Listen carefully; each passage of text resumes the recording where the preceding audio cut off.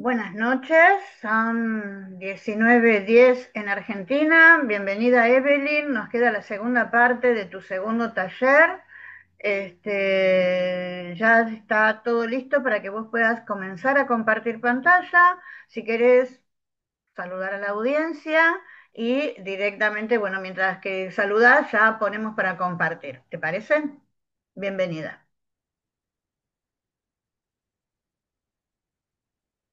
Tenés el mic apagado. Voy, voy a Ahí está. compartir por acá. Me corroboran si ven la pantalla, por favor. Sí, sí, Ok, se ve, perfecto. sí. Bueno, comenzamos Ahí esta está. segunda parte. Nuevamente agradecida a Graciela por esta invitación y por supuesto a todos los que están conectados vía Zoom y vía, por supuesto, Facebook. Bueno, si bien recuerdan la semana pasada, pues en este caso partimos en dos este contenido. Esperemos que las siguientes sesiones, pues obviamente nos rinda el tiempo para conversar de estos conocimientos que bien es cierto para muchos que son museólogos, pues es de conocimiento básico, por así decirlo. Pero por otro lado, aquellos que pues trabajamos en el patrimonio cultural, no especializado en algunas ocasiones, pues todos estos términos, más cuando lo agregamos y lo adaptamos a lo funerario, pues se nos abre más el abanico como lo conversábamos más temprano.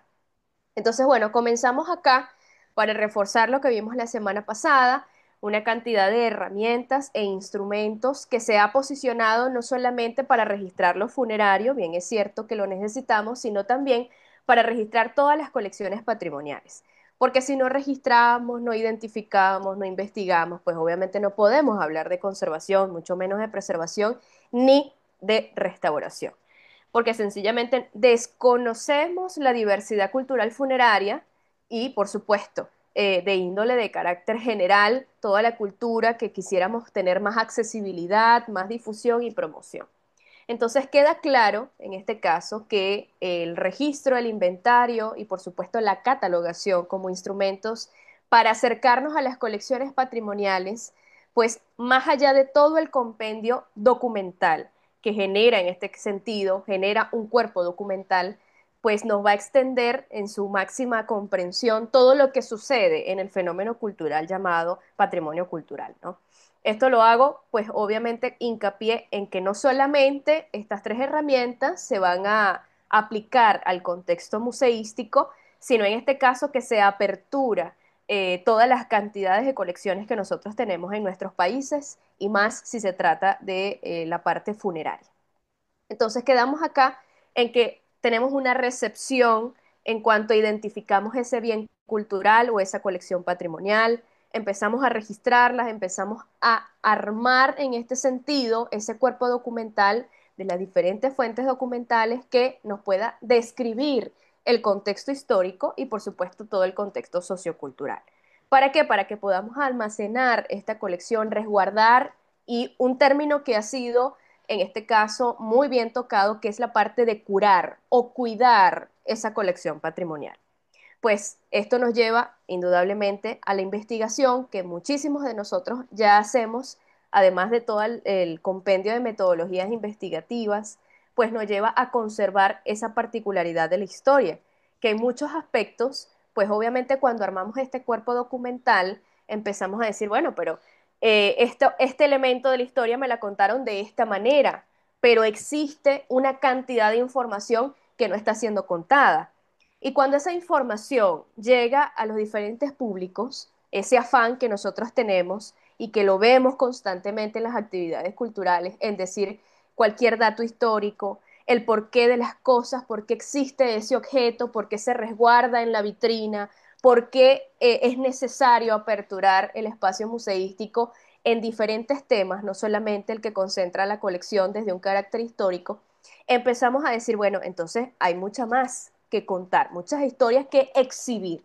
Y nosotros cuando pasamos al espacio museístico exhibimos, más allá de todo el compendio histórico, exhibimos una experiencia. Nosotros, los que estamos en el sector cultural, garantizamos esas experiencias culturales. Por supuesto que sean buenas, a pesar de que existen muchísimas intenciones que son negativas, pero aún así la crítica negativa nos lleva a reflexionar en cómo estamos nosotros posicionados frente a lo que está sucediendo en el patrimonio cultural desde esta contemporaneidad. Quedarnos en un vestigio del pasado, pues obviamente ese es, por así decirlo, la bandera más apremiada para poder decir nosotros existimos, nosotros nos identificamos y nos definimos de tal y cual manera.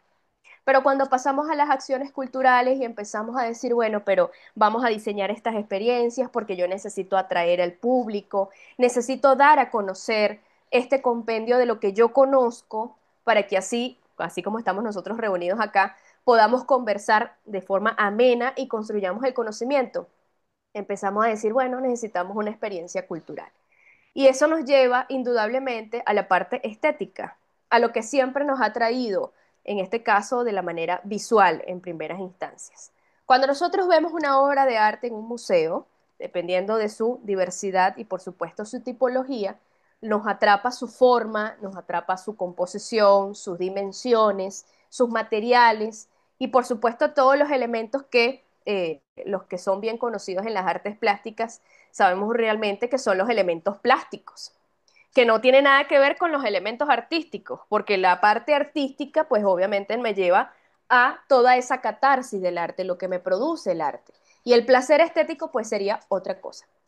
Entonces debemos entender que la parte funeraria o lo funerario, más si está relacionado con lo cultural, nos va a llevar sin duda alguna a esa comunicación de ese placer estético. Porque a mí me llama la atención ciertas formas dispuestas en un espacio que tiene que ver con la muerte.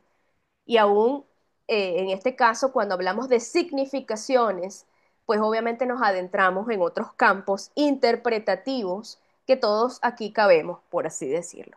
A pesar de que nosotros veamos una imagen y podamos identificarla, bien sea por el recuerdo, que en este caso es la imagen acústica que tenemos en nuestro subconsciente, y luego lo relacionamos con los contextos que está a nuestro alrededor, pues obviamente eso nos relaciona en que existen unos códigos que estamos visualizando y estamos pues obviamente tratando de interpretar, a ver qué es lo que se me está comunicando. Muy bien, es cierto, muchas veces me han dicho profesora, pero no necesariamente el arte tiene el deber de comunicar. Bien es cierto, no todos los artistas en este campo pues han dicho o han posicionado, esta es mi necesidad de comunicar o de, en este caso, implementar un mensaje. Pero sin duda alguna nosotros empezamos a construir ese mensaje.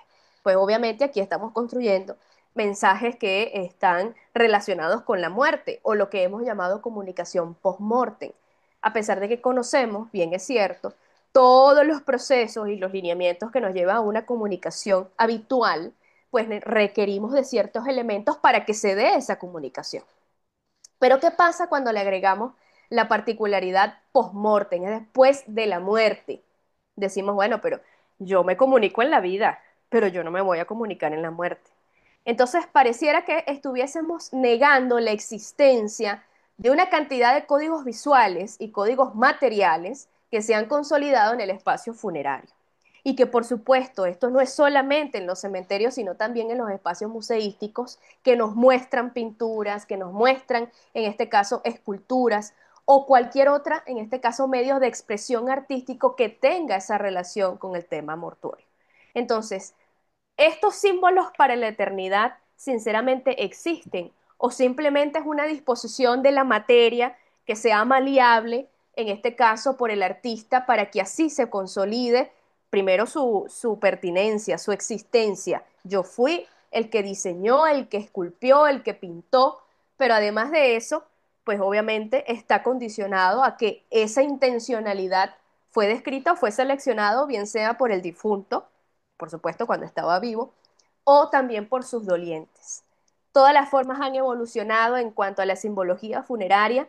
No podemos decidir hasta qué punto los códigos visuales de lo funerario va a alcanzar su límite, porque cada uno de nosotros, cuando visualizamos este tipo de obras y conocemos su contexto detrás, pues recordamos, en este caso, escenas particulares, escenas habituales de la cotidianidad, escenas laborales, profesionales, sociales y culturales que indudablemente nos van a acercar a estos tipos de mensajes, ¿no?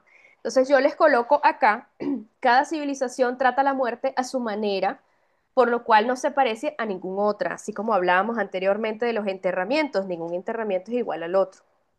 Y cada una tiene sus formas sepulcrales, pero no sería ya una civilización si no la tratara de alguna manera. Algunas de las civilizaciones, los pensamientos y costumbres de estas han sido modificados y el espacio funerario no es ajeno a ese cambio, por lo cual ha ido mutando, transformándose y adaptándose al contexto histórico del momento, nada más ineludible que la muerte. Recientemente que estuve en la ciudad de Caracas, en la capital de mi país, y compartí nuevamente un tour funerario en el Cementerio General del Sur, se me acercó una comunicadora social y me decía que ella en lo particular ha viajado a Argentina, ha viajado a Ecuador, ha estado, por supuesto, en Europa, y que su selección por visitar los cementerios, su atracción inicial era el arte que estaba designado a ese espacio. Si se dan cuenta, la primera impresión es que nosotros vemos estilos, como les coloqué aquí, gustos, funciones, formas y por supuesto las técnicas, porque no necesariamente vemos en todos los cementerios todo tipo de material o el mismo material, dependiendo de, por supuesto, de la estética de ese embellecimiento, de esa arte, ese concepto que se ha llevado a la obra artística. Además me decía, profesora, pero es que hay una relación con los espacios, con los estilos, con las significaciones que tenemos en la ciudad de los vivos. Y yo le decía, bueno, pero es que la ciudad de los vivos, toda la particularidad de la funcionalidad, no solamente de la arquitectura, del espacio urbano, de las políticas, de la economía, todos los macrosectores en este caso, que nos lleva a la convivencia ciudadana, a que exista la ciudadanía, pues se ha trasladado indudablemente a la ciudad de los muertos. Por eso vemos arquitecturas funerarias con ciertos estilos específicos, dependiendo de su época, por supuesto, de su artista, y además esto ha sido de forma gradual su evolución, porque no solamente estaba o están grandes mausoleos o grandes panteones con ciertos estilos, sino que ahora pues el espacio funerario pues se ha adaptado a esa contemporaneidad. Las líneas han cambiado, quizás no vemos esas líneas tan neoclásicas, tan del arte griego o el arte romano, ejemplo, el bizantino o el gótico o el neogótico. Ya vemos esa suntuosidad de la línea o la singularidad arquitectónica y escultórica que nos lleva a una simplicidad de la forma. En estos días veía un Reels en donde la sociedad tarde o temprano apuesta tan por el minimalismo o por el contrario el maximalismo que va a llegar un punto en que las formas, los colores y los gustos propios pues prácticamente se van a someter a un solo estilo. Quizás esto lo veamos en el espacio funerario y por eso vemos la insistencia de sustituir algunos materiales, en este caso de enterramiento, como también de las lápidas funerarias, cómo han cambiado sus inscripciones, además de la selección de lo que allí se escribe o lo de que allí en este caso va a perdurar en la verbalidad, es que estas formas igualmente van a mantener esa relación con lo que se ha designado en cuanto a esa comunicación, qué es lo que se me quiere llegar a hacer entender más allá de un mensaje mortuorio muy particular de los familiares. Entonces, una de las principales ideas del pensamiento religioso y filosófico es que estamos en constantes convicciones que todos los bienes mundanos son efímeros y por otro lado perecederos. Entre estos bienes, pues obviamente incluimos la vida. Esta idea ha encontrado una expresión variable a lo largo tanto de las tradiciones como de las diferentes situaciones.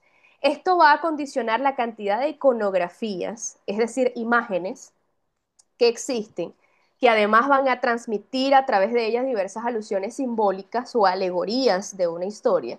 Muchas otras tantas van a ser entremecedoras y otras llenas de excesa expresividad. Esto con la intencionalidad de que no ha sido marcado eh, por azar.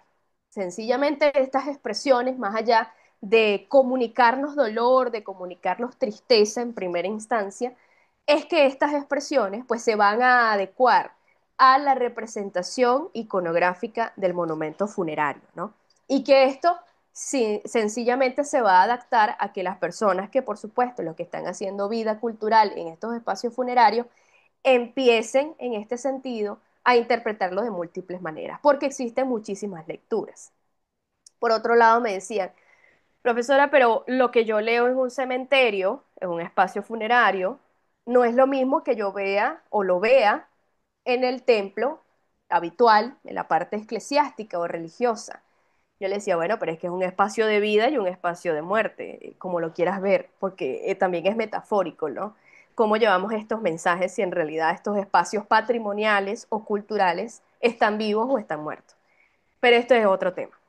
Pero aún así vemos estas formas con unas diferencias abismales en cuanto a la estética, ¿no? Porque los materiales aquí en el espacio funerario, el cementerio, deben, en este caso, garantizar la perdurabilidad de la materia, pero por otro lado, pues obviamente tenemos estos recintos eclesiásticos o religiosos que aún así, aunque resguardan muchísimos bienes culturales, más que todo de la parte artística, bienes muebles, pues obviamente tienden a mantener ciertos lineamientos de preservación y conservación totalmente diferentes. No quiere decir que uno sea más importante que el otro, pero aquí no estamos hablando de materia, estamos hablando en este caso de qué es lo que se comunica. Entonces yo siempre hago el ejercicio en cuanto a la parte religiosa, seamos, en este caso, de cualquier ideología o cualquier pensamiento, sino que lo veamos como una obra de arte que se me está exhibiendo constantemente ante mis ojos, la estoy percibiendo y por supuesto me lleva a un entendimiento de significación. Cuando lo entendemos así, pues obviamente separamos las cosas.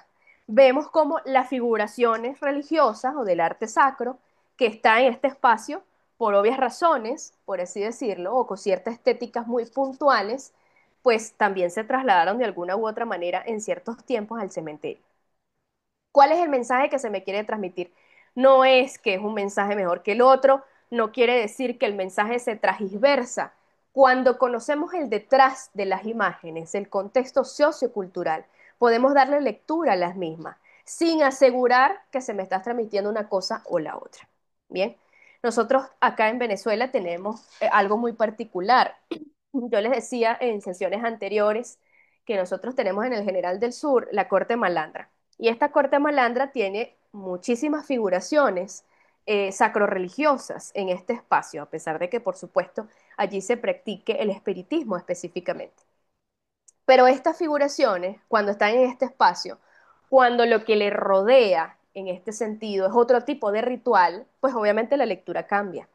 No quiere decir que el José Gregorio que esté en la corte malandra sea menos o más importante que yo lo consiga en el templo de la iglesia de la Candelaria, donde allí reposa sus restos, ni que tampoco en las diferentes situaciones o en los diferentes espacios funerarios que yo vea la efigie de José Gregorio, que próximamente va a ser el primer santo de Venezuela, pues no quiere decir que en este caso sea percibido de la misma manera, sino que las interpretaciones nos van a condicionar también a los contextos socioculturales.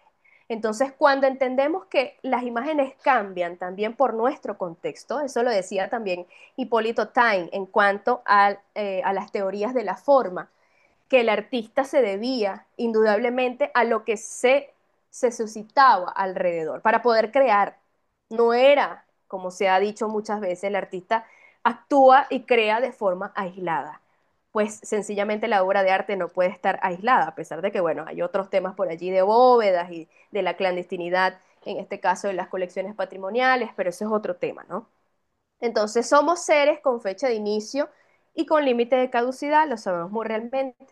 Por tanto, reflexionar sobre este no es más que enfrentarse quizá al único verdadero, partiendo de la premisa desde que los orígenes del espacio funerario forman parte de la existencia del hombre, dando respuesta a las necesidades derivadas no solo de la vida, sino también de la muerte. No existen prácticamente culturas que abandonen a sus muertos sin ceremonias o sin pequeños monumentos, con frecuencias más suntuosos que las casas de los vivos, siempre relacionados con su memoria. Esto lo dice Joseph María Montaner en la Arquitectura y Crítica en el 2022. Entonces, sabemos realmente que existe ese tipo de relaciones, bien sea por los motivos que hayan sido seleccionados. Yo quiero ser recordado porque estamos apegados y relacionados a la memoria. Y la memoria nos traslada al pasado, lo que yo representé o lo que yo represento en este sentido. Entonces, si aquí en este caso nosotros pudiésemos relacionarnos con la memoria de lo que está sucediendo, pues por allí había muchas iniciativas de talleres de lápidas, por ejemplo, ¿cómo te gustaría ser recordado? Recrea tu lápida, que eso lo hacían también en el cementerio de Argentina.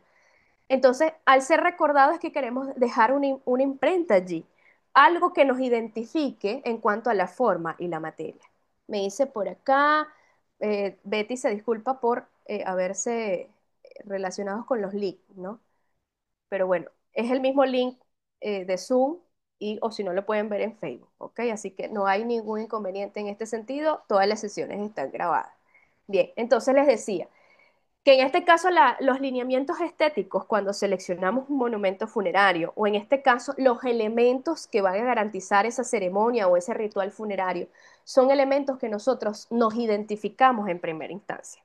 Pareciera que las obras que están en los cementerios, por no ser de nosotros, por no tener nuestros nombres específicamente o de nuestros familiares en, por supuesto, monumentos funerarios del siglo XIX, siglo XVIII, pues pareciera que no tuviese nada que ver con nosotros. Y resulta que sí tiene que ver, porque todas las formas que se han dispuesto en este espacio funerario nos están estableciendo una relación, una conexión. Bien, entonces, para entrar en materia, en este sentido, más allá de cómo ustedes van a percibir la obra de arte funerario en todas las instancias posibles, no solamente dentro del museo, sino fuera de él, y más si ustedes lo quieren, en este caso, aplicar a la obra del, en este caso, el arte funerario en los cementerios, pues nos acercamos a que hay un compendio de imágenes, ¿no?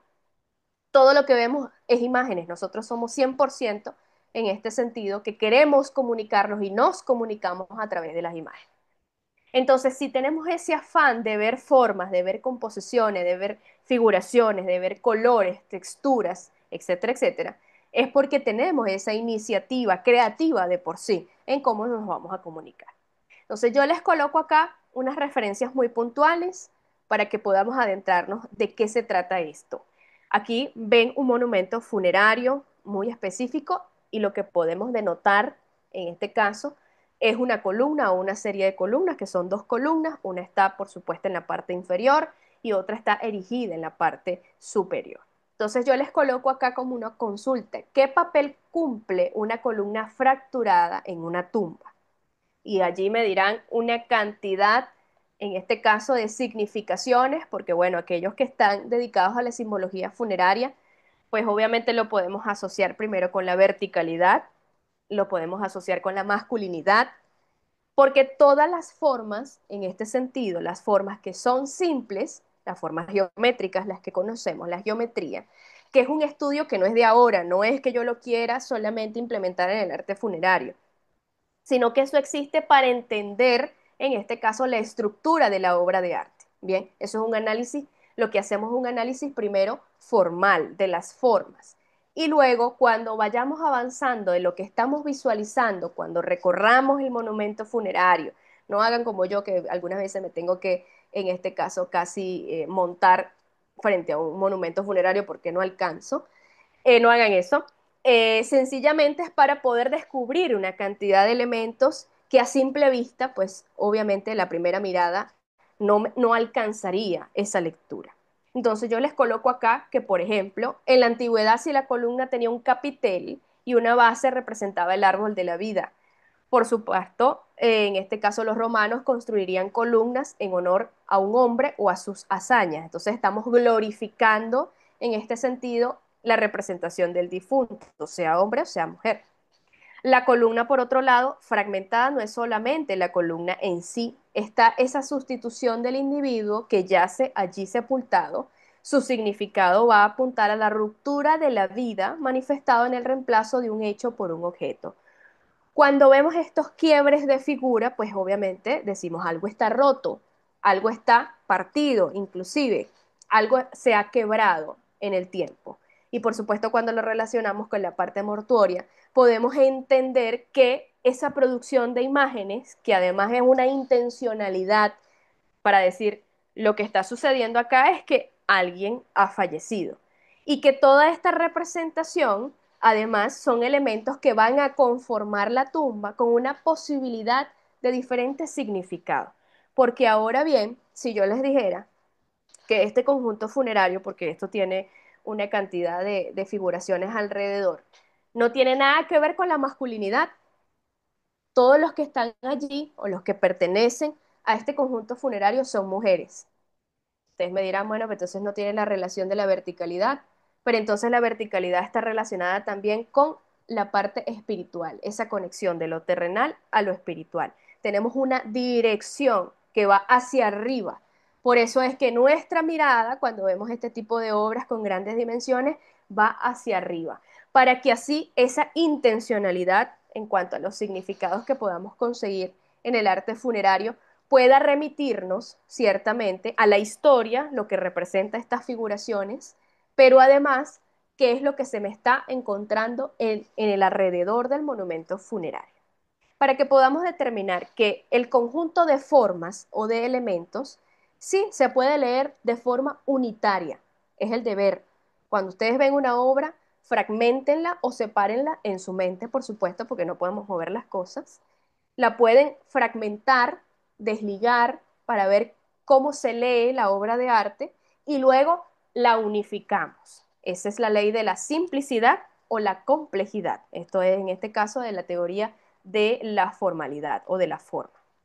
Entonces, si nosotros relacionamos en este sentido todas las figuraciones en cuanto a que allí, más allá de que yace un difunto que representa, es indispensable también reconocer de quién se trata esa sepultura. Es muy indispensable en este caso y se ha hablado constantemente que nosotros debemos entender el contexto de quién está en este caso enterrado en este espacio para que así podamos entender, porque muchísimas personas, pues obviamente dependiendo de los estilos, yo he encontrado muchísimas, bien sea obeliscos o columnas, y son generales, son militares, porque están relacionados con la glorificación. Por supuesto, al estar erigidos en alguna u otra parte, bien sea en el capitel o bien sea como se mostró anteriormente, hay una particularidad que se ha roto, es una parte o una figura que está partida, quebrada. Más allá del vandalismo, eso es otra cosa. Es que esa intencionalidad para que así, más allá de entenderlo, de que la persona existió y estamos glorificando, por eso es que existen ciertos monumentos conmemorativos en nuestras plazas, que ustedes ven allí el personaje completo, en movimiento, en contraposto, pues por supuesto nos da a entender en que, bueno, esa persona estuvo en batalla. Pero cuando vemos el mismo indicio y vemos este tipo de arte funerario en el espacio funerario, pues obviamente lo relacionamos en que allí está reposando su memoria. Bien, les coloco otro ejemplo por acá, a pesar de que esté relacionado con una cruz. ¿Por qué la corona y cuáles son las implicaciones que pueden haber en torno a ella? Hemos conseguido muchísimas coronas funerarias en diferentes monumentos, en diferentes dimensiones, con ciertas categorías muy puntuales. Los reflejos que pudiese, en este caso, destacar es que está manifestado para ornamentar el monumento funerario. Pero recordemos algo, una corona, en primeras instancias, vamos a hacer el análisis que siempre les invito, el análisis básico, una corona es un círculo y ese es, por supuesto, es de manera cíclica, continua. ¿Esto qué quiere decir en este caso?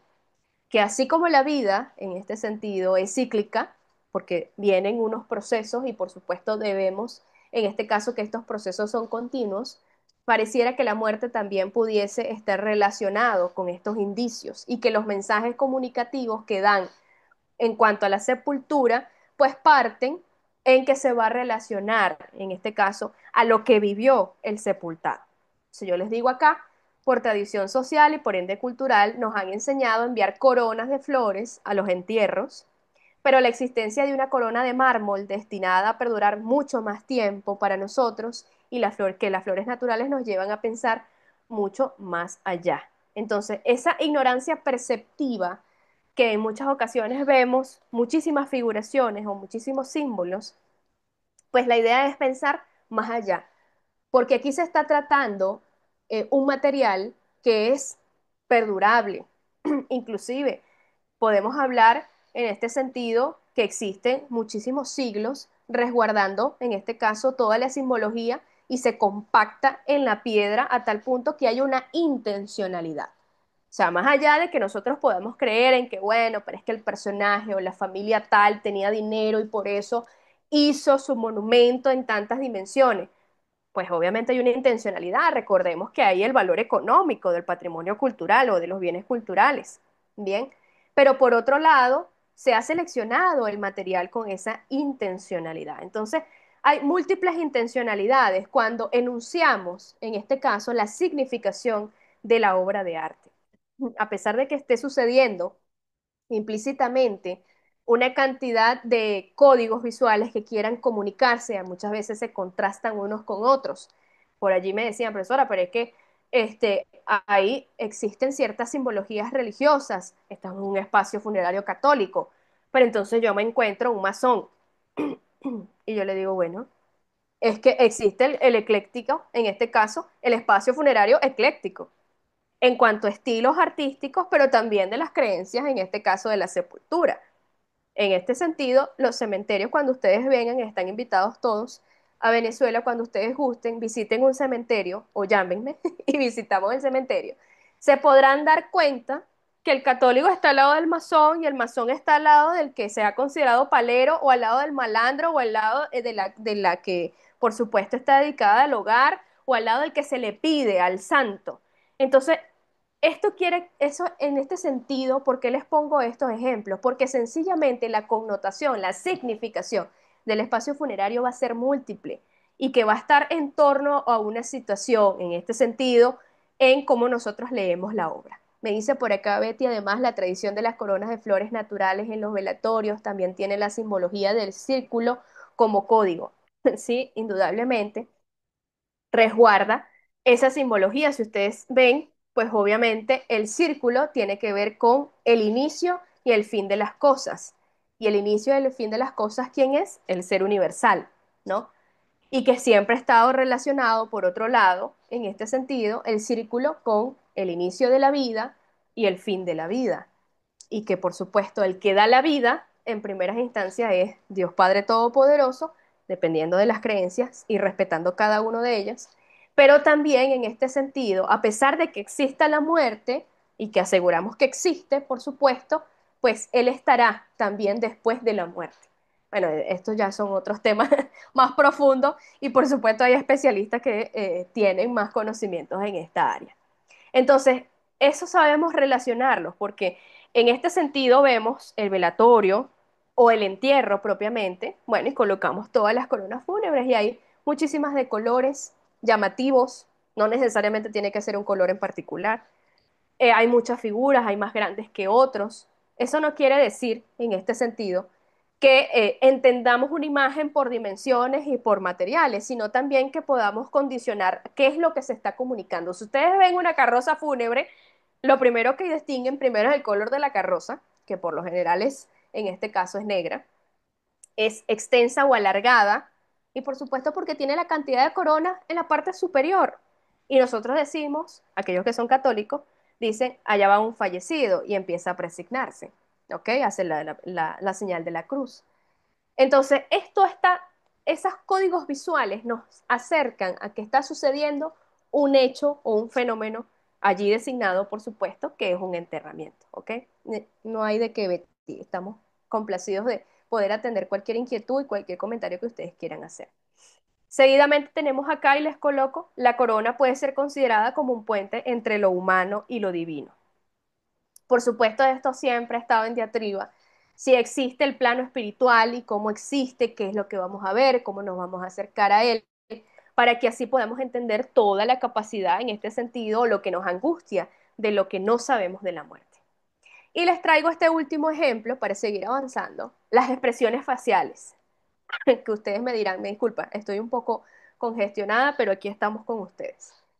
Las expresiones faciales, que de por sí siempre se ha designado desde el siglo XIII, en particular en el arte en general, la expresividad máxima del dolor y la tristeza, porque está asociado, por supuesto, a estos vestigios muy particulares.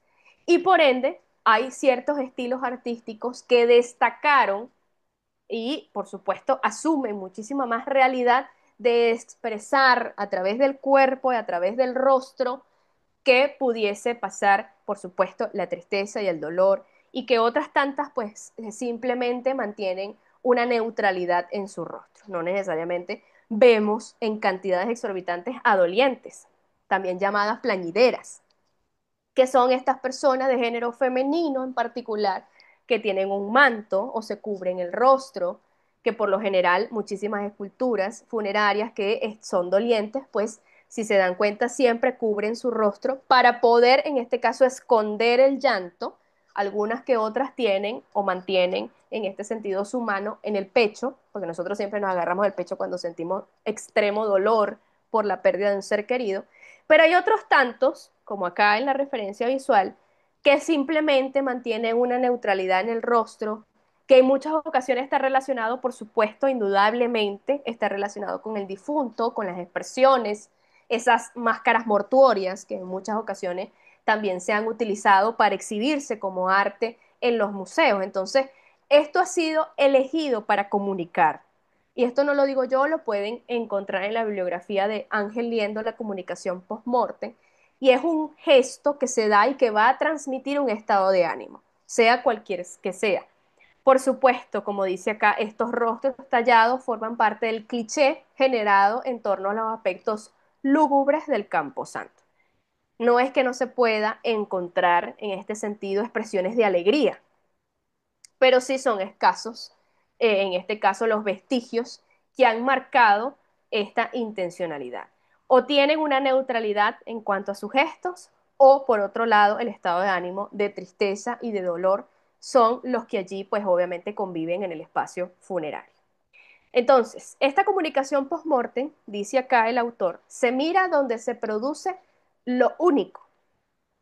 Pareciera que en otras obras de arte que nosotros podamos encontrar allí, bien sea en libros o bien sea en museos, pues no puntualiza esta comunicación después de la muerte. Entonces, si tenemos por un lado la producción del mensaje, la codificación visual, la recepción del mensaje y la perpetuación del mensaje. Esto lo vemos claro en cada actividad que nosotros podemos hacer en un espacio funerario musealizado o en un espacio, en este caso, funerario dentro de su originalidad. ¿Por qué? Porque cuando llevamos a esta cantidad de personas que son curiosos, que son en este caso especialistas en muchas ocasiones o aficionados, y empiezan a seleccionar un conjunto de símbolos en un solo conjunto funerario o en un solo monumento funerario, y empiezan a fotografiarlo de diferentes maneras y diferentes ángulos. Esto es sumamente interesante. Yo siempre he dicho que algunas veces no nos alcanza el tiempo de todo el tiempo que nosotros necesitamos observar el arte funerario.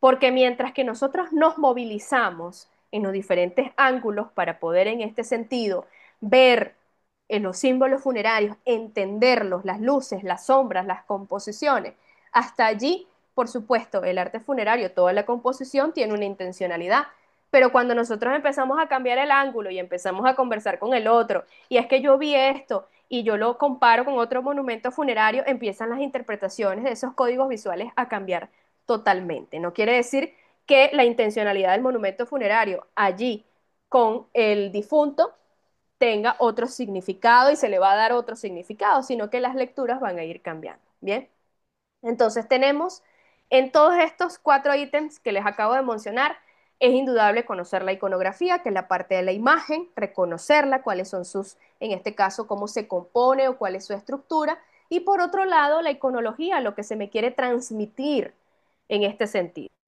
Por un lado, la producción del mensaje, como también se los recordé en la sesión anterior, la selección de símbolos, de figuras, aquí les coloco ejemplos como ángeles, que según su posición, por supuesto, cambia su lectura, sus intenciones, los cráneos, que siempre se ha relacionado con la muerte, los retratos, en este sentido, de los fieles difuntos o las máscaras mortuorias. Eso por un lado de la iconografía, recibir en este sentido qué es lo que estamos visualizando. Y por otro lado existe la intención del mensaje, si es religioso, si es político, si es personal, si es social o comunitario, por ejemplo, como también en este sentido, dependiendo del contexto que se estén dando, en este caso la actividad de observación en la obra de arte funeral. Por otro lado, la codificación visual, tenemos de la iconografía, la organización estética de los elementos del espacio funerario, el material, el estilo que se ha dispuesto allí, Y por otro lado, la iconología, si esos estilos son góticos o neogóticos, neobarroco, barroco, moderno, esa carga semiótica del por qué en este sentido tenemos cementerios con ciertos estilos específicos. Y eso existe una funcionalidad de cada estilo artístico. Por eso es necesario reconocer en este caso ese cuerpo documental. Porque si yo tengo, por ejemplo, un monumento funerario neoclásico, es porque allí, pues obviamente reposa los órdenes clásicos, que era resguardar la geometría, exaltar la belleza, por supuesto posicionar el humano como el centro del universo y pare ustedes de contar. Bien, la recepción del mensaje, por un lado vamos a tener una lectura literal del símbolo por parte de ese visitante, pero por otro lado, todos esos estilos pues va a cambiar esa simbología, porque quizás dependiendo si estamos antes o después de Cristo, pues se leen los elementos o los símbolos cristianos o paleocristianos de maneras diferentes. Y por último y no menos importante, la perpetuación del mensaje, el mantenimiento de los elementos visuales, si son visibles o no son visibles, que esto va a resignificar desde la iconología si pertenece o no pertenece y de qué manera pertenece en la memoria colectiva. Porque yo siempre digo este ejemplo, no es lo mismo la cruz, en este caso, en América Latina, que la cruz en Europa. A pesar de que existe la crucifixión, a pesar de que sabemos de forma estructural que tiene un eje vertical y un eje horizontal, pero dependiendo donde veamos esta cruz, dependiendo nuestro estado de ánimo, nuestro contexto sociocultural, podemos relacionar la cruz con un montón, en este caso, de significaciones dependiendo del espacio. Entonces, ahora bien, ¿qué tiene que ver con esto? ¿Por qué tenemos esta cantidad de símbolos por doquier? Porque, bueno, el arte funerario ha mantenido esa diversidad. No solamente se ha mantenido en una sola estructura, en este sentido, en una sola intencionalidad estética, sino que ha variado con el tiempo. Entonces, acá se ha mencionado con anterioridad, muchos expertos también han hablado de estos temas, por eso la invitación también es que puedan, en este caso, revisar bien la parte de la simbología para que lo puedan relacionar con esto. Tenemos efigies o efigie, que son representaciones escultóricas o pictóricas personificadas igualmente al cadáver. Podemos destacar gestos, formas o volúmenes y las dimensiones, porque las dimensiones van a respetar, en este sentido, o por lo menos esa es la intención, respetar los cánones reales de belleza del difunto o del cadáver. Por otro lado, tenemos los antirretratos codificados, que son los objetos o alegorías relacionados con la historia o el contexto del cadáver, esa personificación externa del símbolo o de la parte simbólica. Entonces vemos, indudablemente, por ejemplo, acá nosotros tenemos en el cementerio Bellavista un teniente coronel de la aviación, que fue el primer accidente de aviación de Venezuela. Entonces, bueno, en vez de colocar su retrato funerario en específico, encontramos una cruz en forma de hélice para poder en este caso destacar que esta persona pues obviamente pertenecía a la aviación. Por supuesto, todo lo que yo les he comentado, que fue el primer accidente, que esta persona pues obviamente les puedo decir que luego se colocó su nombre a una base aérea en particular, a una avenida particular que nos lleva al aeropuerto internacional Jacinto Lara. Entonces, todo ese compendio de historias pues obviamente va a relacionarse a lo que yo estoy viendo, en este caso el monumento funerario, que es una hélice y una cruz. Bien, entonces son alegorías de la historia del cadáver. Y no último, en este caso, no podemos dejar a un lado los mismos o artificios funerarios, que es una emulación, una simbolización para darle una vista o un nuevo aspecto al cadáver. ¿En qué se traduce esto? En particular, vemos constantemente en que no tiene nada que ver en este sentido cualquier característica del cadáver o de los dolientes, ni tampoco gestualidades muy puntuales, sino la escena de dolor extrema, o por lo menos la expresividad de pérdida en el cementerio. Por eso vemos, indudablemente, muchísimas representaciones de crucifixiones como también en este caso cuando vemos en este sentido la muerte de Cristo, pero el descendimiento de la cruz. Entonces vemos todas estas escenas que de por sí tienen una exorbitante dimensión, son bellísimas en sus estilos, pero vemos que en qué se relaciona esto en particular con el difunto. Y muchas veces hasta nos preguntamos, ¿será que el difunto es católico o no fue católico? ¿Creía en Cristo o no creía en Cristo? Como también por otro lado hemos también analizado por qué hay algunos generales, nosotros tenemos uno aquí, que mantiene en su monumento funerario, no fue seleccionado un antirretrato codificado, tampoco tiene su efigie, sino que seleccionó una advocación mariana, y en lo particular la patrona de mi ciudad. Entonces, esto nos lleva a que hay una lectura muchísimo más allá, porque en este caso, la emulación de el por qué la persona, en este sentido, llama a María específicamente para que interceda en su lecho de muerte, pues obviamente esa es la significación. En este caso, el por qué esa personificación de esa imagen está asociado al contexto mortuorio. Entonces, ustedes pueden relacionar en su visita y siempre les invito para eso, pueden relacionarlo en que cada uno de ustedes pueda saber si está relacionado o no con el cadáver, o es una emulación de un estado de ánimo, o sencillamente es una personificación de la vida de ese cadáver. Todo allí, lo que está sucediendo allí, está vivo y se está comunicando. ¿Para qué? Para que nosotros podamos conocer la historia del difunto, del cadáver o del fallecido, como ustedes lo quieran determinar. Y así podamos reorganizar todo el contexto, por supuesto, de vida y de muerte, que podamos hablar del patrimonio funerario. Bien, entonces dice acá, ok, tienen que ver con la particularidad de los links y de las sesiones. Entonces, yo les coloco acá además una fórmula. Y esto se dio por un trabajo que yo tuve muchísimo tiempo relacionado con estudiantes de artes plásticas acá en Venezuela. ¿Para qué? Porque estas personas pues obviamente están estudiando para ver obras de arte en museos. Bueno, pero es que los cementerios son museos a cielo abierto, simplemente que están designados a que sea de descanso eterno, ¿bien? Aunque por allí, hasta en una serie, en un capítulo de la serie de Los Simpsons dice que los museos son los mausoleos de las obras de arte.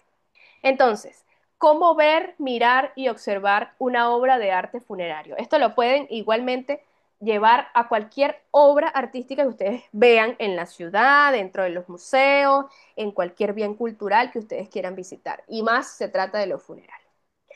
¿Por qué? Porque nosotros cuando visitamos los cementerios o el espacio funerario, vemos, pues tenemos, bueno, en ciertas condiciones tenemos, en este caso, la vista, estamos viendo, ¿no? Para aquellos que por supuesto no tienen este sentido, pues ven desde otro punto de vista, ¿no? En este caso de otra manera, para poder apelar al sentido y poder determinar qué figura se me está presentando, ¿bien? Luego miramos y nos detenemos con tiempo y por supuesto para percibir qué es lo que está sucediendo allí. Y luego empezamos a observar y ahí nos volvemos críticos.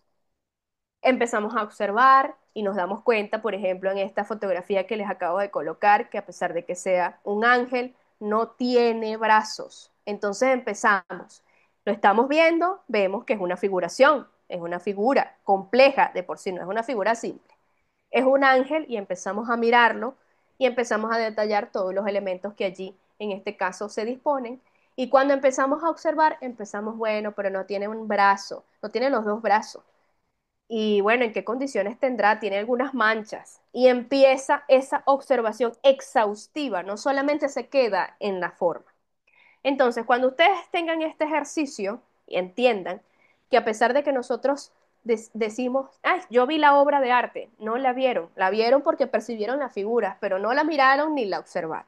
Cuando trasciende nuestra percepción, allí entendemos la obra de arte. Entonces, en primera instancia, identificar los elementos compositivos del monumento o la escultura o la arquitectura, bien sea que tenga en este caso pedestal o carezca de ella, qué es lo que tiene en el entorno. Luego pasamos, y si es un monumento o una escultura funeraria, a hacer una revisión general del conjunto funerario, considerando una visión 360, dependiendo que se pueda realizar, o las cuatro vistas de la obra. ¿Con qué intención? Más allá de que ustedes se toman sus selfies, sus fotografías en el monumento funerario, es que puedan observar qué es lo que sucede con la luz, porque la luz es la que le da vida a este tipo de obras. Ustedes se podrán, en este caso, entender que si nosotros estamos en un espacio oscuro, pues no vemos absolutamente nada y la obra de arte se ilumina, es cuando le agregamos el componente esencial de cualquier elemento plástico que ha sido la luz. O por lo menos en este caso, en muchas ocasiones que también han dicho la cantidad de colores, pero eso es presencia o ausencia de luz. Luego pasamos a la metodología de la observación, visualizar la obra en diferentes direcciones, arriba, abajo, izquierda, derecha, igual que su pedestal si posee y su entorno. Si hay inscripciones externas y mobiliarios urbanos, se deben, en este caso, enumerar cuántos hay, en qué disposición están. Otros elementos a considerar del entorno que puedan perturbar la visualización del conjunto funerario, si hay desechos humanos, alteraciones o modificaciones modernas, sí se aplica. Bien. Por otro lado, tenemos el reconocimiento, observar elementos a detalle. Allí empezamos nosotros a identificar las formas y los símbolos que claramente darán ese significado.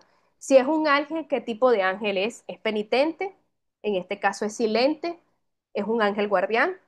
¿Qué tipo de ángel? Porque por supuesto tiene, en este caso, sus descripciones muy puntuales. Luego vamos al registro, que no es, por supuesto, hace un acercamiento básico, pero no es tan exhaustivo como lo pudiese ser el registro, el inventario y la catalogación. Pero acá nos acercamos a este tipo de registro, es realizar observaciones de los detalles compositivos, anotaciones si gustan, que pudiesen identificar si existe deterioro, si hay mutilaciones, si hay vandalizaciones de ese conjunto funerario, tomar fotografías porque es necesario capturar imágenes sobre la imagen, ¿bien? Para direccionar esos bosquejos e identificarlos. Si más si se trata de un compendio que estamos realizando, un cuerpo documental, debemos identificar lo que existe. Y más si se trata, en este caso muy particular, que los registros, cuando lo hacemos mes con mes, pues veremos las diferencias, porque más allá de la naturaleza, también son las acciones humanas que llevan a estos cambios a muchas veces trascendentales. Yo se los mostré la vez anterior cómo se llevaron un conjunto funerario casi completo. Y eso que lo dejamos de ver de un año hacia el otro por cuestiones de pandemia. Entonces, sabemos muy realmente que esto es una forma continua de registrar de lo que se está observando en el espacio funerario. Y la verificación, que es considerar una última revisión con el motivo de identificar, por ejemplo, manchas de contaminación, si existen, la pátina de lavado, si en este caso lo pueden visualizar, algunas veces excrementos de animales, contaminaciones biológicas, pérdida del material como lo vemos acá, erosión o vandalismo, si la obra tiene firma o inscripciones, tomar notas y fotografiarlas por separado, porque allí estamos garantizando en la existencia del artista, ¿ok? Y además que ese artista, pues obviamente tenía específicamente ciertos estilos y ciertas formas de expresarse, ¿ok? Esto nos lleva en que todo ese compendio de información y conocimiento que nosotros podamos visualizar en el espacio funerario, empezamos a debatir entre significados, porque una cosa me indica, me da un indicio de un vestigio y luego me lleva el otro y tenemos una alegoría muy puntual dependiendo de los contextos que se den. Entonces empieza este significado, estos mensajes o estos códigos a dialogar con nosotros, a lo que estamos visualizando. Entonces, como expresa Hooder, el significado del objeto está siempre en relación con el contexto.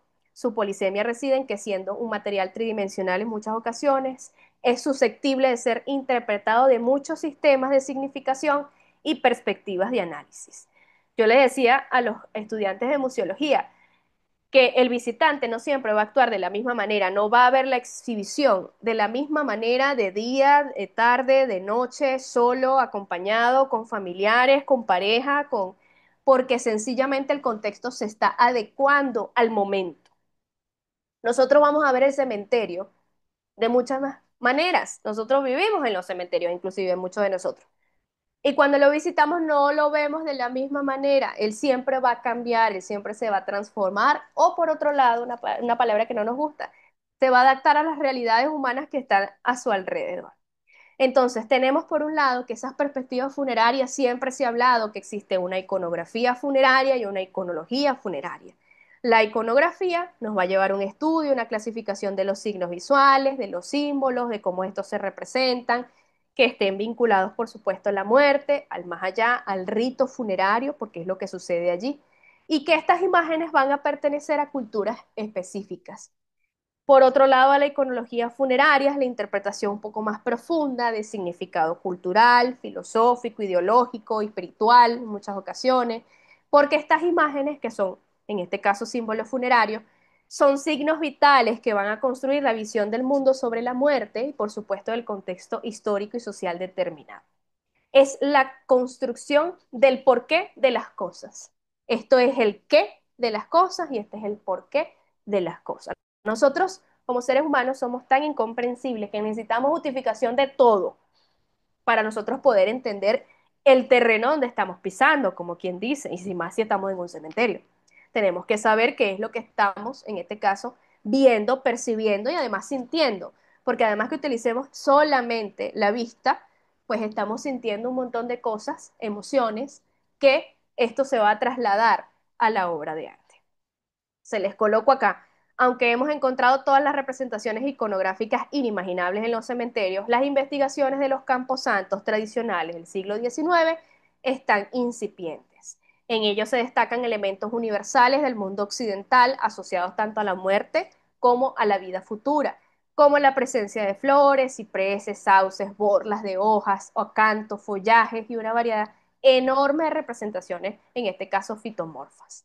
Por otro lado, ese elemento primordial con el que cuenta este tipo de museos a cielo abierto es una simbología del presente, porque va adaptándose con el tiempo, pero no pasa de moda, como quien dice. En cada uno de los elementos implica un desafío, descubrir el sentido oculto de las cosas para apropiarse de él, y en este consiste la principal riqueza del museo como medio de comunicación. Ustedes no se saben, me imagino que lo saben, muchos de ustedes también lo deben saber cuando descubrimos un documento y allí se describe del por qué se hizo la obra. Eso es maravilloso, porque así hemos descubierto lo oculto y lo vamos a mostrar, lo vamos a exhibir al mundo para poder hablar de que ese mausoleo, esas representaciones artísticas tienen su justificación en cuanto a la existencia humana.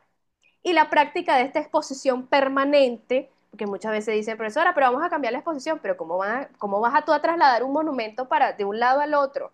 Solamente lo hacen aquellos que vandalizan la obra de arte y por supuesto se llevan estos monumentos que no sé cómo hacen. Pero en esto así es una exposición permanente que va a perdurar y que ha perdurado por mucho tiempo. Lo que pasa es que nosotros ahorita es que nos hemos apropiado de estos espacios para poder decidir que esto es un museo. Entonces, además del recorrido habitual que nosotros hemos seleccionado, hacerlo en primera instancia de forma personal, pero también a través de los que son, en este caso, especialistas en turismo funerario, que seleccionan los monumentos funerarios por temática, por época, por estilos, por autores, para que así exista una diversidad de conocimiento y además, si estamos en primera instancia, les decía, brindar experiencias culturales, brindar experiencias en vida. Esto va a conjugar sin duda alguna a cómo se mantiene el lugar, a la dialéctica de lo lleno, de lo vacío, de lo asombrío, de lo claro, lo exterior y lo interior, de lo cerrado y lo abierto, incidiendo sobre la percepción del sitio. Y todo esto se los menciono con la intencionalidad de que vayan revisando sobre las teorías o por lo menos también llamadas metodologías de las teorías del arte en cuanto a la formalidad en este sentido, porque estos pares de conceptos que hizo ciertos autores y llevaron a la obra de arte, compararla, en este caso en un barroco a un renacimiento y poder decir, bueno, se diferencian de estas maneras porque tienen estas formas, porque tienen estas composiciones, esta colorimetría o paleta de colores, estas técnicas, estas intenciones o alegorías, en este caso de representaciones. Todo tiene su porqué. Y esto nos lleva a este esquema que espero que les sirva a ustedes cuando estén visualizando estos planos existenciales en este sentido de nosotros cómo visualizar la obra de arte. En primera instancia, debemos conocer su material, su técnica, cómo fue producido este monumento funerario o esta obra de arte funerario.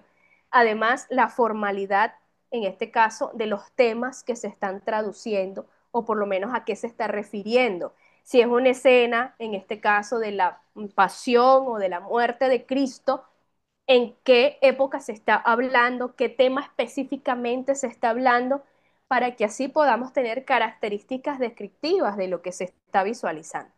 Luego pasamos a la parte semántica, los contenidos iconográficos a través de imágenes, si es una imagen simple, como bien les decía, si es una imagen compuesta, qué estilo tiene, en este caso dentro del contexto de la obra de arte o la historia del arte, para que así podamos determinar qué grafías, en este caso, qué imágenes componen ese monumento funerario. Y no menos importante, el plano trascendental, que es hablar del tiempo y el espacio. Y a pesar de que estas obras estén puntualizadas, tienen un contexto enmarcado para nosotros leerlas. Cuando trascienden, es algo que nosotros inevitablemente debe suceder en la obra de arte. Eso es lo que nosotros llamamos la catarsis del arte. Y esa catarsis del arte es porque estamos hablando de una temporalidad y una atemporalidad, porque la obra de arte que ustedes ven en su cementerio son del siglo XIX y fueron concebidas de una manera muy diferente a lo que nosotros estamos visualizando en esta contemporaneidad. Por allí yo les decía a mis alumnos y les muestro muchísimas imágenes de esculturas. No es porque a mí me encante y yo no sea morbosa en este sentido, es que eso existe. Vírgenes que no tienen cabeza, no tienen el niño y mutilan al niño.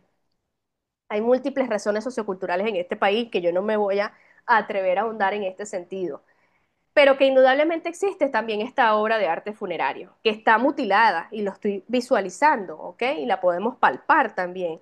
Entonces, cuando vemos, yo puedo identificar en este caso que es una advocación mariana. Dependiendo de sus simbologías, puedo decir si es la Virgen del Carmen, si es del Perpetuo Socorro, si en este caso las Mercedes, etcétera. Pero cuando no tiene cabeza, cuando no tiene el niño o ha sido mutilado, pues me lleva a otra lectura contemporánea. Y digo, bueno, más allá de un ritual que desconozco cuál es, o por lo menos sí lo conozco, pero no quiero abundar en ese tema, es que ese ritual me lleva a decir en qué condiciones estamos en las creencias, cómo respetamos los bienes culturales, si nosotros nos respetamos. El dolor a la madre lo pudiese llevar. Por eso es que las fotografías cuando pasan al espacio de exhibición y tienen que ver con los cementerios, es sumamente interesante las lecturas que se dan, porque no es solamente una perspectiva. Y esto lo propone Erwin Panofsky, si lo conocen, el significado de las artes visuales. Él hace esta triada indudable para no solamente condicionar los planos existenciales que les mostré anteriormente, sino también afianzar de que todo lo que nosotros visualizamos tiene un porqué y un para qué. El nivel preiconográfico, llamado así, en este caso, consiste en la interpretación primaria o natural de lo que contempla, a simple vista. El espectador de una obra de arte va a describir las figuras o los objetos que están siendo representados. Esto lo podemos asociar a objetos puntuales. ¿Qué es lo que ves? Una cruz, una mano, una figura femenina o masculina. Hasta ahí queda el nivel preiconográfico. Son las figuraciones centrales. Luego pasamos al nivel iconográfico o significación secundaria o convencional. Vamos a desentrañar esos objetos o esas figuras para corresponder a la lógica. En este caso, a esta tradición cultural, principalmente de fuentes iconográficas, en este caso, o fuentes literarias, para que así estos objetos tengan una representación, un concepto en que existe esta forma. O sea, no es al azar esta figuración, es que me está contando esto para yo relacionar. Y no menos importante, el nivel iconológico, que es la iconografía en sentido profundo, esa significación intrínseca o de contenido que ahonda en estos temas figurados y va a su alcance del contexto cultural. Si yo estoy hablando de una advocación, en este caso de la Virgen del Carmen, que es la Virgen del Purgatorio, o la Virgen del Monte de Carmelo, pues pertenece a la Orden de las Carmelitas. Y además de eso, pues obviamente al tener presencia en los cementerios, pues existe la promesa de que, en este caso, el sábado siguiente del enterramiento, ella, por supuesto, entrega el escapulario, que existe su significación muy puntual y ustedes la pueden buscar en internet, y además ese escapulario es el que se otorga y ella llevará las ánimas del purgatorio a la intercesión con Dios Padre Todopoderoso, primero con Cristo y por supuesto con Dios Padre. Entonces, todas esas dimensiones profundas, que por supuesto siempre están enmarcadas en una escena bíblica, en este caso en particular, en este ejemplo, esto nos lleva a que necesitamos ahondar en la significación para nosotros visualizar el mensaje, por lo menos en este caso, acercarnos con qué intencionalidad está esa imagen. Bien, entonces llegamos acá a estos cierres de esta sesión. A través de esto es posible estudiar los sentimientos colectivos hacia la muerte y hacia el más allá. La primera de ellas está definida por las tumbas simples, marcadas con una lápida como signo de individualidad. La tumba es monumento conmemorativo de la personalidad del difunto. Y la segunda tiene que ver con la viejísima creencia en un más allá y se define de muchísimas, en este caso, muchísimas maneras mediante diversos monumentos que así lo manifiestan. Y la última, la tercera, está definida por las capillas que sirven para reunir en un espacio mínimo a los miembros vivos y muertos de una misma familia. Esto lo dice Philip Arias, el hombre ante la muerte. Entonces tenemos toda esta cantidad de expresiones artísticas. Esto no solamente queda, en este caso, en símbolos muy particulares, sino que existe una diversidad muy, en este caso, muy amplia. Por un lado tenemos la función, el arte cultural, aquel destinado a la adoración y la liturgia como retablos, imágenes religiosas, ornamentos litúrgicos, la arquitectura religiosa. Aquí tenemos en este caso un ejemplo, la custodia, la misa o la hostia, también el cáliz, que podamos estar en este caso en presencia de ellos.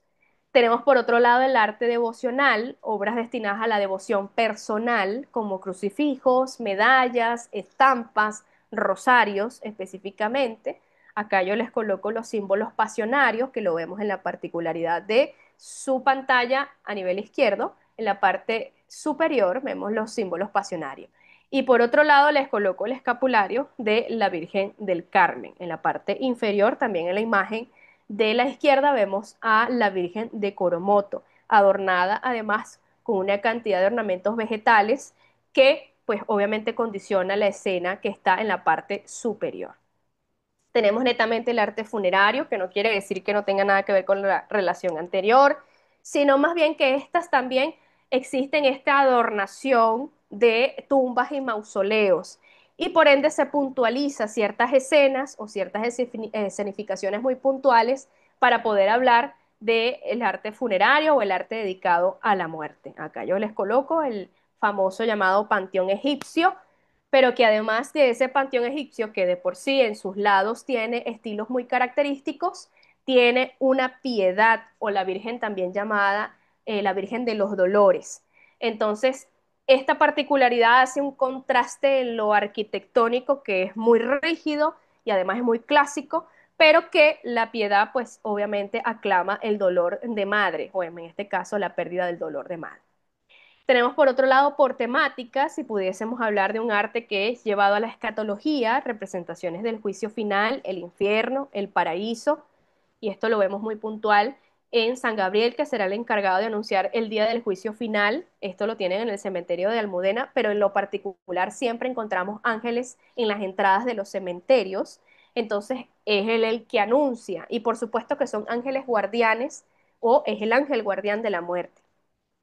La vida de los santos, que son biografías visualizadas de santos y mártires, que de por sí es una, en este caso, personificación del fallecido o del cadáver para que pudiese relacionarse, en este caso, del vestigio de la persona que está allí enterrada. Acá yo les coloco a San José y Jesús Infante en el Cementerio General del Sur, y que en lo particular la ornamentación que está alrededor, o por lo menos en el contexto más extenso, se le coloca otros vestigios artísticos. Tenemos igual en las temáticas escenas bíblicas, representaciones de pasajes de la Biblia, como la creación, la pasión de Cristo o la Virgen María. Acá les coloco el Cristo yacente, que en lo particular siempre se dispone su cuerpo completo. Allí, si yo les mencionaba, los cánones de belleza deberían corresponder a las 7 cabezas y media, 8 cabezas. Esa era, por supuesto, los vestigios del neoclasicismo, rescatar lo clásico y la belleza del mismo. Tenemos el simbolismo religioso, uso del símbolo como la cruz, el pez, el corazón, para transmitir en este caso significados espirituales. Yo les coloco acá el monograma que está compuesto a partir de las iniciales de Jesucristo en griego, la X y la P, en el mausoleo de los Salesianos de Don Bosco de la Chacarita de Buenos Aires, o el Alfa y el Omega, también llamado en este caso, y cómo este se convierte indudablemente en el crismón, que es una representación igualmente de Jesucristo. Entonces vemos una cantidad, en este caso, o la diversidad de expresiones artísticas en la cual nosotros podemos visualizar. No dejemos a un lado, por ejemplo, que está por allí también disponible la simbología masónica, que nos lleva a otra interpretación cultural sumamente interesante en los cementerios. Entonces, el cementerio es aquel donde las construcciones se aprietan unas con otras, luchando por encontrar el sitio prestigioso de este recinto funerario y descollar entre las edificaciones vecinas, todo ello de costa de desvirtuar y ahogar la claridad de su trazado. Los grandes necrópolis son un perfecto reflejo de la sociedad de la época y constituyen un valiosísimo catálogo del arte de la memoria. Esto lo dice Saguar Queer en 1989. Y para despedirnos, ¿cómo puede el patrimonio cultural funerario trascender su carácter inmanente o a veces estático para contribuir dinámicamente a las demandas de personas y comunidades humanas en favor de su desarrollo? Bueno, es un ejercicio simple o lo vemos simple frente a la teoría. La práctica a lo mejor nos lleva a otro reflejo. Es hacer intentar interpretar el patrimonio cultural de nuestro entorno en la clave de la famosa y la llamada Agenda 2030. Los estudios sobre cultura para el desarrollo vienen analizando esta simbiosis desde hace muchísimas décadas, que no es solamente pensar el desarrollo humano sin tener en consideración la dimensión cultural del propio sujeto activo, sino procurar su desarrollo. ¿Cómo procuramos este desarrollo? Bueno, necesitamos ese producto interno bruto que lo tenemos, que es el cementerio, es su arte funerario, tenemos los museos o los espacios funerarios que han sido musealizados, solamente que hay que darle vida al territorio, además de aprovechar, en este caso, de dar empleo a este tipo de conocimientos y además de un ritmo en cuanto al presupuesto de la nación, a pesar de que ustedes me dirán, bueno, profesora, pero es que no hay recursos financieros para llevar este tipo de proyectos, pero aún así se puede documentar y no es necesario en este sentido tener una cantidad exorbitante para irnos a documentar, a ver en este caso la obra de arte funerario que aclama en este sentido interpretación, porque los significados y los mensajes van a ir cambiando con los tiempos. Eduardo Galeano, para cerrar, nos dice lo siguiente: las ciudades poseen su propia historia, valor, carácter y personalidad, constituyen un gran laboratorio cultural, son la evidencia de la evolución de los complejos arquitectónicos y urbanos, de cómo se determinan en ellos los procesos socioculturales y técnicos que las crean, conservan y transforman. La identidad es como una mariposa que huye.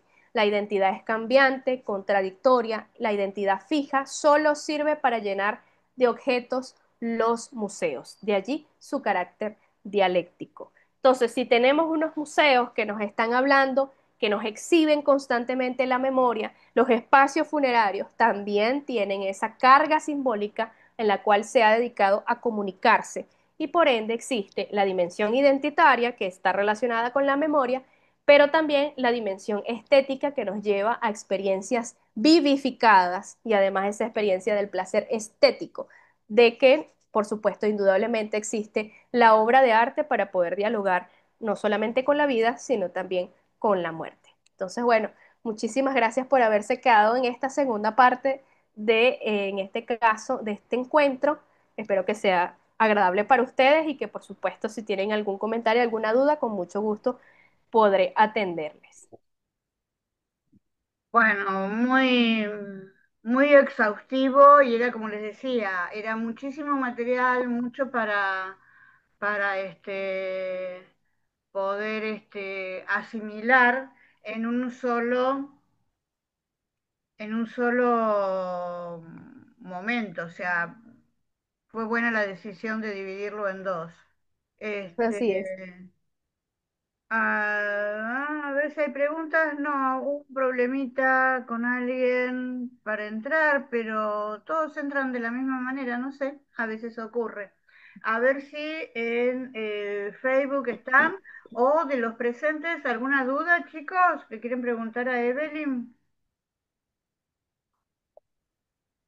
Mm, No está Lisandro hoy, viste que Lisandro pregunta. Mm, sí, sí, siempre. Lisandro pregunta a ver si en el Facebook y si no, bueno, vamos a quedar para ya la próxima vez que ya nos vamos a entrar más en lo de museología, ¿no es cierto? La Exactamente. próxima. Lisandro, viste que Lisandro pregunta. Sí, sí, siempre. Eh, Verónica, no, todos son saludos, saludos, todos son saludos de felicitaciones, la gente que ha estado con museología también, Liliana Benedetti te manda saludos. Eh, Igualmente. Excelente, es que es así, o sea, no tenemos más para decirte. Muy- Es Qué muy, bueno, qué bueno. es muy claro, las imágenes son muy gráficas, si bien ambas sabemos que la simbología es mucho más, pero uno no puede mostrar Claro. todas las fotos en un solo, en una sola ponencia, o sea, como siempre hablamos con otros expositores y siempre lo recalco, estos son talleres que permiten mirar de una manera diferente. Y a partir de esa mirada, bueno, cada uno va eligiendo y va desarrollando. Por ejemplo, ayer estuvimos dando los módulos 5 y 6 del Seminario de Patrimonio Funerario y yo les contaba cómo hacer un guión de guiada. Entonces, claro, una cosa es lo teórico que uno tiene, por ejemplo, vos lo mismo, haces un guión de guiada, pero traspasarlo, decir, bueno, tenemos que hacer esto, primero qué hacemos, el relevamiento, después qué hacemos, la investigación, después qué hacemos, la selección, después qué hacemos, elegimos qué vamos a contar, no podemos contar todo lo que tenemos. Y a partir Así de es. eso, bueno, surgen distintos guiones y esos guiones van a ir adaptándose. Y es lo mismo que con esto, uno tiene que tener una mirada museológica. Me encantaría volver a ver el material ya que es tan rico que uno no alcanza a retener todo. Están en el YouTube el canal de YouTube de la revista, ahí están colgados. Y bueno, lo tienen en Facebook hasta que el señor Facebook los borra, porque el señor Facebook Exacto. ahora borra todo, no deja, pero bueno, los que no pueden por ahí conectarse están. Bueno, te voy a despedir porque no hay preguntas en este lado, solamente felicitaciones. Después si querés te paso que ya me hace el resumen, por si querés tenerlo. Todas felicitaciones. Patricia de Villa Santa Rosa, Carolina, Zenaida, Miriam, Betty Ludovico, bueno, todos saludos de la excelencia de tus ponencias. Agradezco a todos, nos vemos el próximo miércoles entonces con el Sí. último taller que vamos a ver de Cementerio de la Plata y después tenemos dos talleres seguidos con Evelyn, continuando el orden que ya teníamos. Voy a volver a hacer las placas cambiando las fechas, La fecha. no tienen este, mm, ninguna duda. Bueno, muchísimas gracias Evelyn, nos A vemos ti. dentro de 15 días. Así Gracias a será. todos, buen fin de semana para todos.